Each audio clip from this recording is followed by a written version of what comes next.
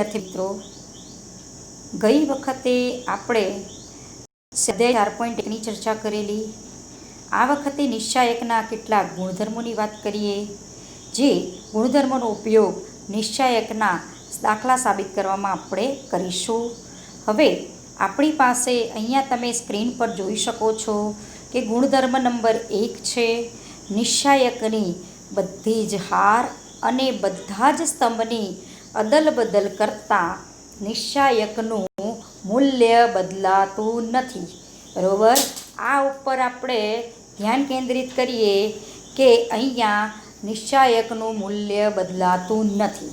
હવે તમે અહીંયા જોઈ શકો છો કે ધારો કે ડેલ્ટા બરાબર 1 આપણે નિશ્ચાયક લીધો.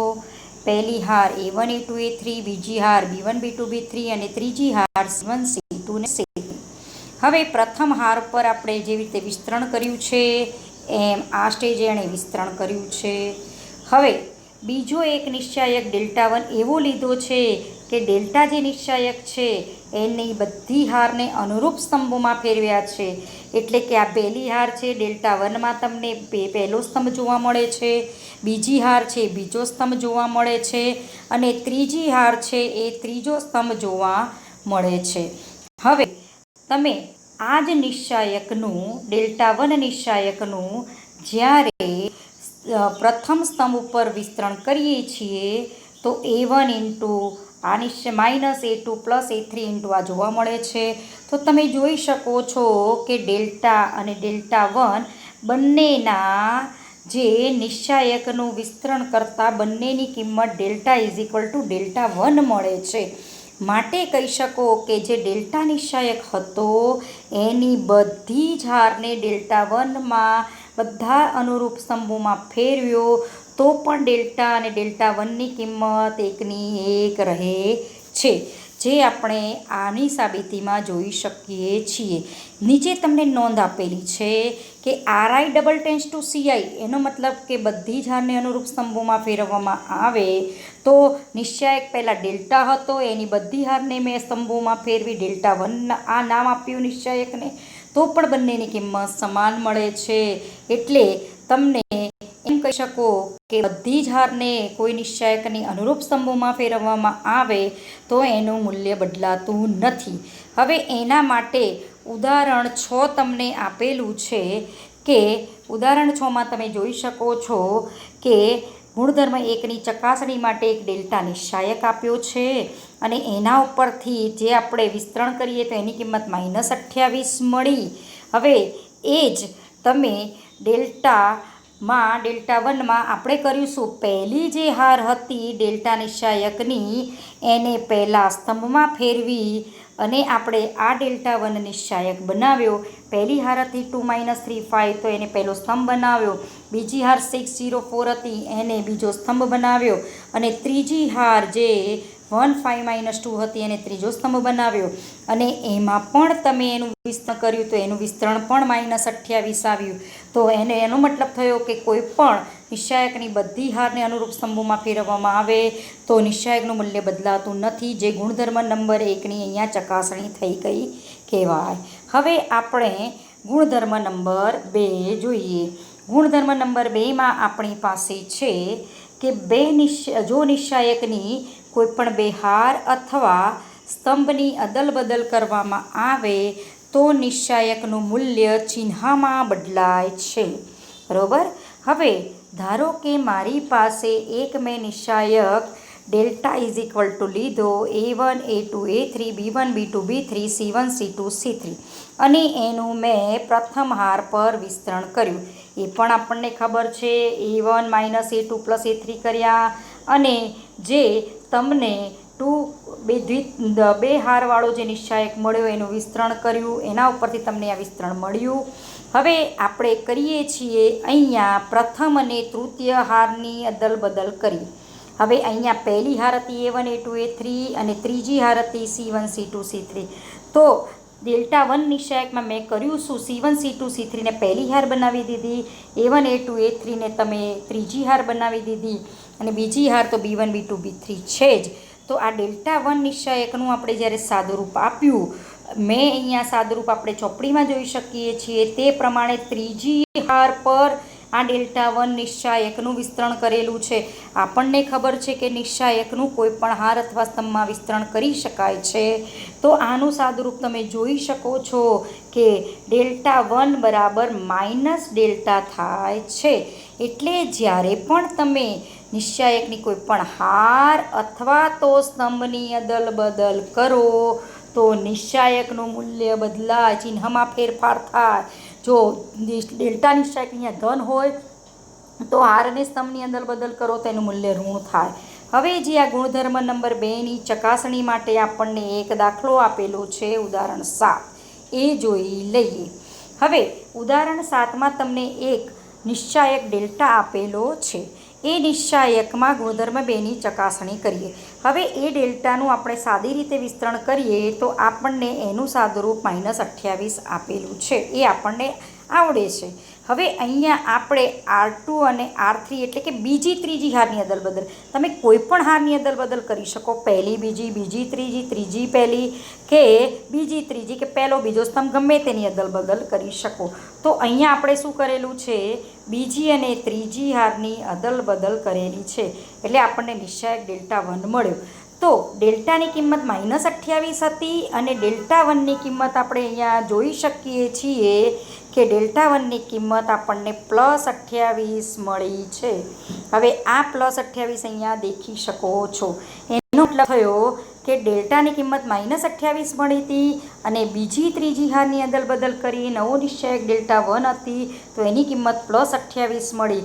એનો મતલબ કે બંનેની કિંમતમાં ચિહ્ન બદલાણું. તો Δ1 = -Δ કહી શકો, કારણ કે Δ1 28 અને Δ −−+28 થઈ જાય. હવે આ તમારા ગુણધર્મ નંબર 2ની ચકાસણી અહીંયા પૂરી થાય.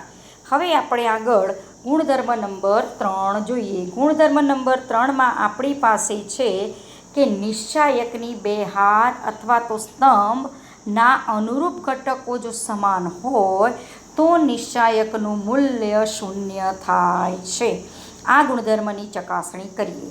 હવે એની સાબિતીમાં તમને અહીંયા આપેલું છે કે જો કોઈ નિશ્ચાયક ડેલ્ટા હોય અને એની બે હાર સમાન હોય અને તો નિશ્ચાયકનું મૂલ્ય ચિહ્નમાં બદલાય છે. આપણને ખબર છે, ધારો કે અહીંયા આપણને શું આપ્યું છે, નિશ્ચાયકની બે હાર સમાન હોય કે સ્તંભ સમાન હોય, નિશ્ચાયકનું મૂલ્ય 0 થાય એવું સાબિત કરવું છે.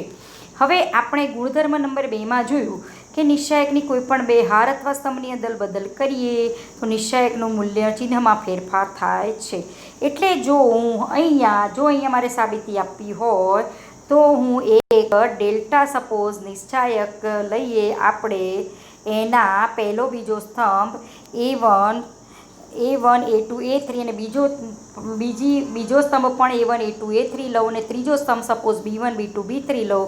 તો પહેલા બીજા સ્તંભની અદલ બદલ કરીએ તો ગુણધર્મ નંબર 2 અનુસાર એનું ચિહ્ન Δ બરાબર -Δ થાય. આ બાજુ લઈ જાઓ એટલે 2Δ બરાબર 0, એટલે Δ બરાબર 0. એ આપણે ઉદાહરણ 8 દ્વારા ગુણધર્મ નંબર આ 3 જે છે એની ચકાસણી જોઈ લઈએ.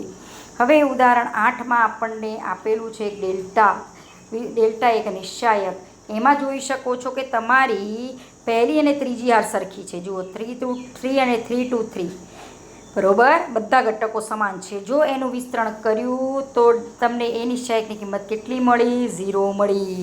તો એનો મતલબ કે કોઈ પણ હાર અથવા સ્તંભના ઘટકો સમાન હોય તો નિશ્ચાયકનું મૂલ્ય 0 મળે છે. તમે આ ગુણધર્મ ઉપરથી સીધું મૂકી શકો છો. હવે ગુણધર્મ નંબર જો 4 જોઈએ તો નિશ્ચાયકની એક હાર અથવા તો સ્તંભના પ્રત્યેક ઘટકને કે વડે ગુણવામાં આવે તો તેનું મૂલ્ય કે વડે ગુણાશે. આવો આપણો ચોથા નંબરનો ગુણધર્મ છે, એ જોઈએ. હવે ધારો કે આપણે એક ડેલ્ટા નિશ્ચાયક લીધો, A1, B1, C1, A2, B2, C2 અને A3, B3, C3. હવે એની જે પ્રથમ હાર છે એના ઘટકોને આપણે કે વડે ગુણ્યા. એ નિશ્ચાયકને આપણે Δ1 કીધો એટલે આપણો Δ1 મળ્યો, કે A1, કે B1 ને કે C1. અને A1 A2 B2 અને C2 A3 B3 અને C3 આ Δ1 નિશ્ચાયક થયો. હવે આપણે Δ1 નિશ્ચાયકનું વિસ્તરણ કર્યું પ્રથમ હાર પર. તો તમે જોઈ શકો છો કે K કોમન નીકળી અને K ડેલ્ટા થાય છે. એનો મતલબ થયો કે Δ1 is equal to K delta. Δ1 is equal to આ નિશ્ચાયક આપણો, આ નિશ્ચાયક ને આ નિશ્ચાયક બરાબર K ઇન્ટુ આ જે ડેલ્ટા નિશ્ચાયક હતો એ અહીંયા મૂકેલો છે. એટલે આ ગુણધર્મ ઉપરથી એમ કહી શકો કે આ નિશ્ચાયકમાં પહેલી હારમાંથી તમે K સામાન્ય કાઢી શકો તો A1 B1 C1 મળે, A2 B2 C2 અને A3 B3 C3 આ નિશ્ચાયકમાં મળે છે. હવે તમને એના પછી એક નોંધ આપી છે.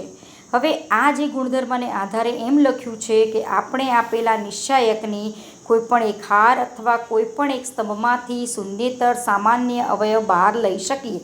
એનો મતલબ થયો કે આ એટલું જ કહેવા માંગે છે કે ધારો કે મારી પાસે કોઈ નિશ્ચાયક એવો છે કે જેમાં પહેલી હાર છે ધારો કે K1 KB1 ને KC1, બીજી હાર A2 B2 C2 છે, ત્રીજી હાર A3 B3 C3 છે. તો પહેલી હારમાંથી મેં K કોમન કાઢ્યો તો મને અહીંયા A1 B1 C1 ને A2 B2 C2 અને A3 B3 C3 મળ્યા. એ જ આ 1 નંબરમાં નોંધમાં કહે છે. અને તમે બીજી નોંધ જોઈ શકો છો કે જો નિશ્ચાયકની કોઈ પણ બે હાર અથવા સ્તંભના અનુરૂપ ઘટકો સપ્રમાણમાં હોય તો પણ નિશ્ચાયકનું મૂલ્ય શૂન્ય થાય છે. તો તમે અહીંયા જોઈ શકો છો કે અહીંયા સપ્રમાણ કહેવાનો મતલબ શું છે. અહીંયા ડેલ્ટા નિશ્ચાયકમાં આપણી પાસે A1 A2 A3 છે, B1 B2 B3 છે અને છેલ્લી હાર KB1 KB2 અને KB3 છે. તો છેલ્લી હારમાંથી જો ધારો કે હું કોમન K કાઢું તો તમને અહીંયા KA1 KA2 ને KA3 છે. છેલ્લી હારમાંથી હું K કોમન કાઢું તો છેલ્લી હારમાં A1 A2 ને A3 વધે અને પહેલી હાર પણ A1 A2 A3 છે. નિશ્ચાયકની બે હાર સરખી થઈ એટલે નિશ્ચાયકનું મૂલ્ય 0 થાય છે. હવે આ જે છે એ સમજાવવા માટે તમને અહીંયા ઉદાહરણ 9 આપેલું છે. ઉદાહરણ 9 જુઓ. પહેલો ઘટક છે પહેલી હારના 102, 18 ને 36, બીજી હાર 136 છે, ત્રીજી હાર 17, 3 ને 6 છે. બરોબર. હવે તમે અહીંયા જોઈ શકો છો કે પહેલી હાર એટલે 17 ગુણ્યા 6 એટલે 102, 6 3 18, 6 3 6 6 36. તો પહેલી હારમાંથી તમે અહીંયા 6 કોમન કાઢી શકો છો. 6 કોમન કાઢ્યા આપણે એટલે શું વધ્યું 17, 3 ને 6. બીજી હાર 136, 17 3 6 વધી. તો અહીંયા જોઈ શકો છો કે પહેલી અને ત્રીજી હાર સરખી થઈ એટલે ગુણધર્મ અનુસાર આ નિશ્ચાયકની કિંમત 0 થાય જે આપણે મૂકેલી છે. હવે ગુણધર્મ નંબર 5 જોઈએ. ગુણધર્મ નંબર 5માં તમારી પાસે છે અહીંયા જો નિશ્ચાયકની કોઈ હાર અથવા તો સ્તંભ કેટલાક અથવા બધા જ ઘટકોને બે અથવા વધારે પદોના સરવાળા તરીકે દર્શાવી શકાય તો તે નિશ્ચાયકને બે અથવા વધારે નિશ્ચાયકોના સરવાળા તરીકે દર્શાવી શકાય. અહીંયા તમે એના સ્ટેટમેન્ટમાં પડ્યા વગર જે આપેલું છે એ જોઈએ. હવે જુઓ, એક અહીંયા નિશ્ચાયક આપેલો છે. પહેલી હાર આપી છે તમને A1 પ્લસ λ1, A2 પ્લસ λ2 અને A3 પ્લસ λ3. બીજી હાર આપી છે B1 B2 B3. ત્રીજી હાર આપી છે C1 C2 C3. હવે આમાં તમને વિધાન વાંચો. જો નિશ્ચાયકની કોઈ હાર અથવા તો સ્તંભ ના કેટલાક અથવા બધા જ ઘટકોને બે અથવા તમને અહીંયા લખ્યું છે કે બે અથવા વધારે પદોના સરવાળા તરીકે દર્શાવી શકાય. હવે જો અહીંયા પહેલી હાર બે પદોના સરવાળા તરીકે દર્શાવી છે A1 વત્તા λ1, A2 વત્તા λ2 અને A3 વત્તા λ3.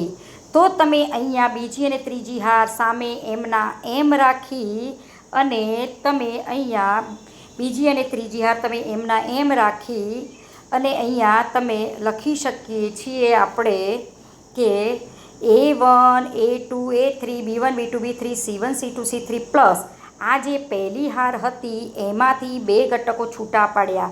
A1 A2 A3 અહીંયા લખ્યા, λ1 λ2 λ3 અહીંયા લખ્યા, B1 B2 B3 અને C1 C2 C3 જે બીજી ત્રીજી હાર હતી એમની એમ મૂકી દીધી. એટલે એમ કહેવા માંગે છે કે કોઈ હારમાંથી ઘટકો તમે આ રીતે બે નિશ્ચાયકોના સરવાળા સ્વરૂપે લખી શકો છો. એટલે કે તમે આ જે ભાગ પાડો ઘટકોના કોઈ એક હાર અથવા સ્તંભમાં જ પાડી શકો. જો આવું બીજી હારમાં પણ હોત, સપોઝ A1 + λ1, A2 + λ2 અને A3 + λ3 અને બીજી હાર સપોઝ B1 + μ1 હોત અને B2 + μ2 અને B3 + μ3 હોત, તો તમે ફક્ત પહેલી હાર છૂટી પાડો, બીજી હાર તો જે આપી છે એમની એમ મુકાય. પછી અહીંયાથી તમને બીજા નિશ્ચાયક મળે ને અહીંયાથી બીજા બે નિશ્ચાયક મળે, એમ તમે ટોટલ 4 નિશ્ચાયકો અહીંયાથી મળી શકત.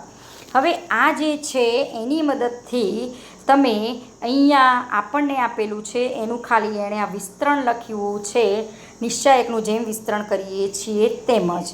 બરાબર. હવે આગળ જોતાં આનું જે છૂટું પાડે λ1 વાળા પદો અલગ કર્યા અને એના સિવાયના પદો અલગ કર્યા, તો આ બે નિશ્ચાયકોના સરવાળા સ્વરૂપે એ લખી શકાય છે. એટલે અહીંયા પહેલી હારના ઘટકોને તમે આ રીતે બે નિશ્ચાયકોના સરવાળા સ્વરૂપે છૂટા લખી બીજી ત્રીજી હાર એમની એમ મૂકવામાં આવે છે. આ ગુણધર્મનો ઉપયોગ કરી ઉદાહરણ તમને અહીંયા 10 આપેલું છે એ જોઈએ. ઉદાહરણ 10માં સાબિત કર્યો કે એક નિશ્ચાયક છે એના બરાબર 0. તો અહીંયા તમે જોઈ શકો છો કે નિશ્ચાયકની જે બીજી હાર છે, પહેલી ત્રીજી હાર એમને એમ રાખી જુઓ ABC XYZ, ABC XYZ. બીજી હારમાંથી સ્પ્લિટ કર્યું એટલે છૂટા પાડ્યા એમાંથી ABC + 2x 2y ને 2z, જે અહીંયા મૂક્યા 2x 2y ને 2z. એટલે એ જે ગુણધર્મ નંબર 5નો ઉપયોગ કર્યો.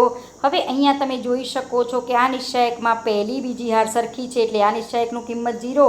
અહીંયા તમે જોઈ શકો છો કે જ્યારે હું 2 કોમન કાઢું બીજી હારમાંથી, તો તમને આમાંથી ધારો કે હું 2 કોમન કાઢું આ નિશ્ચાયકમાંથી બીજી હારમાંથી, તો મારો બીજી હાર બને XYZ ને ત્રીજી હાર પણ XYZ છે. તો ગુણધર્મ પ્રમાણે બે નિશ્ચાયકની હાર સરખી હોવાથી નિશ્ચાયકનું મૂલ્ય 0 થાય. એટલે 0 + 0 એટલે 0.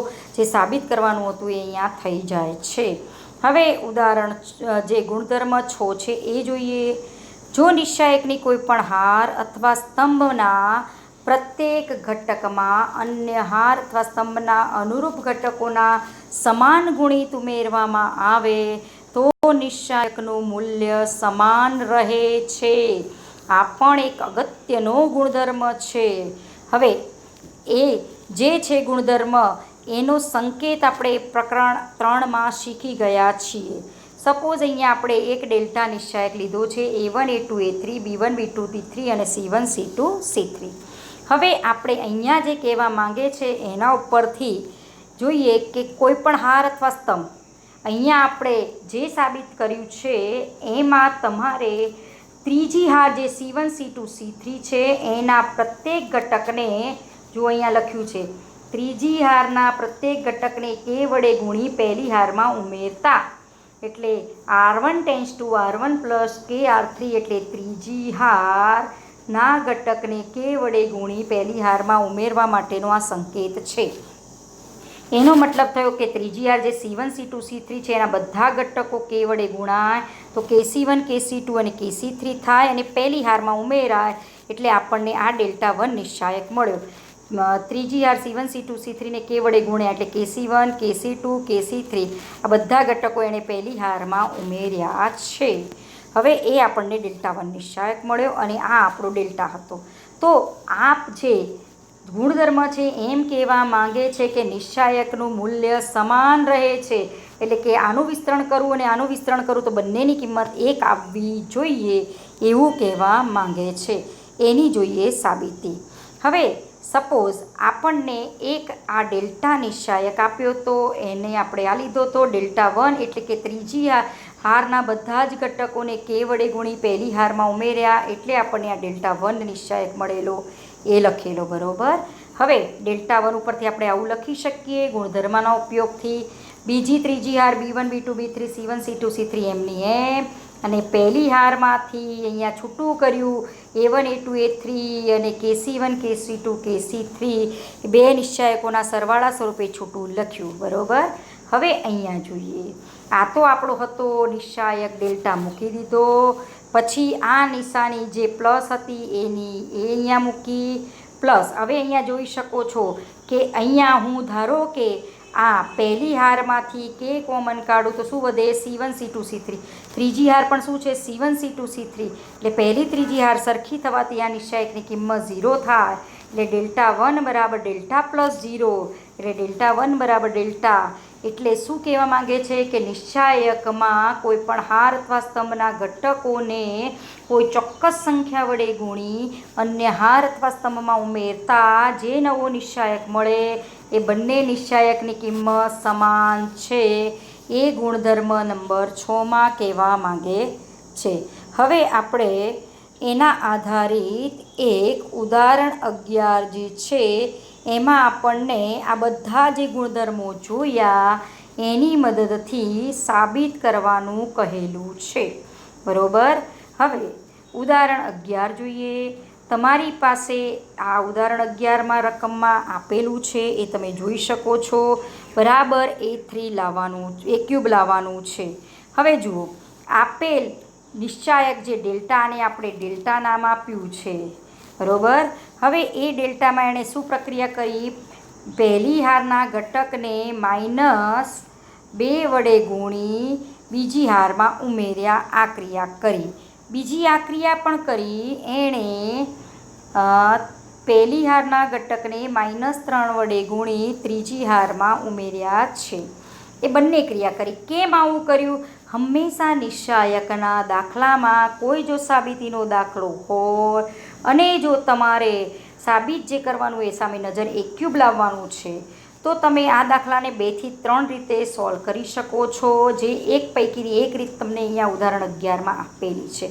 પહેલો પ્રયત્ન એ કરવાનો કે કોઈ ઘટક કોઈ ક્રિયા કરવાથી જો 0 બનતો હોય તો 0 બનાવો, 0 ન બનતો હોય તો પ્રમાણમાં ઘટકો નાના બનતા હોય તો બનાવો. આ બધું જ કર્યા પછી જો કોઈ ક્રિયા થઈ શકતી ન હોય તો છેલ્લે તમે એનું સાદુરૂપ એટલે કે વિસ્તરણ આપી જે સાબિત કરવાનું છે એ લાવી શકો છો. હવે અહીંયા મેં કઈ ક્રિયા કરી?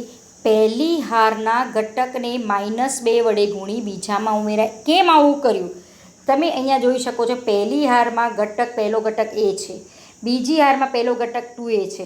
જો પહેલી હારના ઘટકને -2 વડે ગુણો તો -2A અને બીજી હારમાં ઉમેર તો -2A + 2A 0 થાય. એટલે આ ક્રિયા કરી છે. હવે બીજી ક્રિયા અહીંયા એ પણ કરી છે કે પહેલી હારના ઘટકને -3 વડે ગુણી ત્રીજામાં ઉમેર્યા છે. એટલે પહેલી હારનો પહેલો ઘટક A છે એને તમે -3 વડે ગુણી આમાં ઉમેરો તો ત્રીજો ઘટક ત્રીજી હારનો પહેલો ઘટક છે 3A. તો આ ઘટક -3 વડે ગુણાય એટલે -3A + 3A એટલે 0 થાય. એટલે એક જ મેથડથી દાખલા ગણવાના હોય છે. મોસ્ટલી ઘટકો 0 બનતા હોય તો 0 બનાવો, ઘટક સામાન્ય નીકળતો હોય તો સામાન્ય કાઢો કોઈ પણ હાર અથવા સ્તંભમાંથી, અથવા ઘટકો પ્રમાણમાં નાના બનતા હોય તો બનાવો. આ રીતે જ નિશ્ચાયકના દાખલા સાબિત થાય છે. હવે એ ક્રિયા અહીંયા કરી અને આપણને ડેલ્ટા એક નિશ્ચાયક મળ્યો. તો અહીંયા શું કર્યું? પહેલી હારને -2 વડે ગુણી બીજામાં ઉમેરી એટલે આ 0 થયો. આ ઘટક પણ -2 વડે ગુણ્યા એટલે -2A - 2B એટલે એ ઘટક -2 વડે ગુણી અને બીજી હારમાં અહીંયા ઉમેરાય એટલે 3A + 2B -2A - 2B એટલે A વધે. એ જ રીતે આ ઘટક પણ -2 વડે ગુણાય -2A - 2B - 2C એ પણ -2 વડે ગુણી આ ઘટક છે 4A + 3B + 2C એમાં ઉમેરાય છે. તો એમાં ઉમેરીએ તો આપણને 2A + B મળે છે. એ જ રીતે પહેલી હારના ઘટકોને તમે -3 વડે ગુણી આ ત્રીજા હારમાં ઉમેરો તો તમને આ રીતે ઘટકો મળે છે, જે તમે ચેક કરી શકો છો. આને સપોઝ હું -3 વડે ગુણું તો -3A + 3 એટલે 0. આ ઘટક -3 વડે ગુણાય એટલે -3A - 3B અને 6A + 5Bમાં ઉમેરાય એટલે 3A વધે. આ ઘટક -3 વડે ગુણાય એટલે -3A - 3B - 3C 4A + 6B અને +3Cમાં ઉમેરાય તો વધે 7A + 3B. બરાબર. હવે આ આપણને છેવટે ડેલ્ટા નિશ્ચાયક મળ્યો. હવે આપણે જોયું છે કે આ નિશ્ચાયક બરાબર આને પણ ડેલ્ટા કહી શકો ને આને પણ ડેલ્ટા કહી શકો. કારણ કે નિશ્ચાયકની કોઈ પણ હાર અથવા સ્તંભને અમુક ચોક્કસ સંખ્યા વડે ગુણી અન્ય હાર અથવા સ્તંભમાં ઉમેરવામાં આવે તો બંને નિશ્ચાયક સમાન રહે છે એટલે સમાન મૂકેલા છે. હવે તમે અહીંયા જોઈ શકો છો કે ડેલ્ટા નિશ્ચાયકમાં પહેલો સ્તંભ A00 છે, બીજો સ્તંભ A+B A અને 3A છે, ત્રીજો સ્તંભ A+B+C અને 2A+B અને 7A+3B છે. બરાબર. હવે મારે ધારો કે આ ઘટકોમાંથી કોઈ ઘટક જો 0 બનાવવો હોય તો હું અહીંયા ચોક્કસપણે વિચારી શકું છું કે અહીંયા મારી પાસે A છે ને અહીંયા 3A છે, તો બીજી આરના ઘટકને -3 વડે ગુણી ત્રીજામાં ઉમેરું તો આ મારો ઘટક 0 બની જાય, એ આપણે જોઈ શકીએ છીએ. એટલે અહીંયા આ ક્રિયા લખેલી છે કે બીજી હારના ઘટકને -3 વડે ગુણી ત્રીજામાં ઉમેર્યું, એટલે બીજી હારના ઘટક -3 વડે ઉમેરાય એટલે 0 -3 વડે ગુણાય તો કોઈ ઇફેક્ટ આમાં પડે નહીં. આ -3 વડે ગુણાય એટલે -3A + 3A 0 થાય. આ -3 વડે ગુણાય એટલે -6A -3B એ આમાં ઉમેરાય એટલે A વધે. 7A+Bમાં ઉમેરાય એટલે A વધે.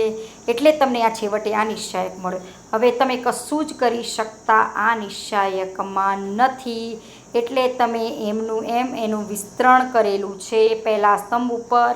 પહેલા સ્તંભમાં ઘટકો A00 છે. પહેલા સ્તંભ ઉપર આપણે વિસ્તરણ કરીએ તો તમે જોઈ શકો છો કે આ A00 ઉપર પ્લસ માઇનસ પ્લસ ઉપર વિસ્તરણ કર્યું, બાકીના બે ઘટકો તો 0 છે એટલે ઇફેક્ટ પડશે નહીં. અને પહેલા સ્તંભનો પહેલો ઘટક A છે, એના સિવાયના તમે જે હારના જે સ્તંભમાં છે એના સિવાયનો દ્વિહાર નિશ્ચાયક A 2A+B અને 0A એની કિંમત મૂકેલી છે. નિશ્ચાયકનું વિસ્તરણ કરી અને જોઈ શકો છો કે A³ આવે છે. આ જ રીતે તમે ઉદાહરણ 12 તમે ગણી શકો છો. ઉદાહરણ 13 પણ આપેલું છે, એની આપણે આગળ ચર્ચા કરશું.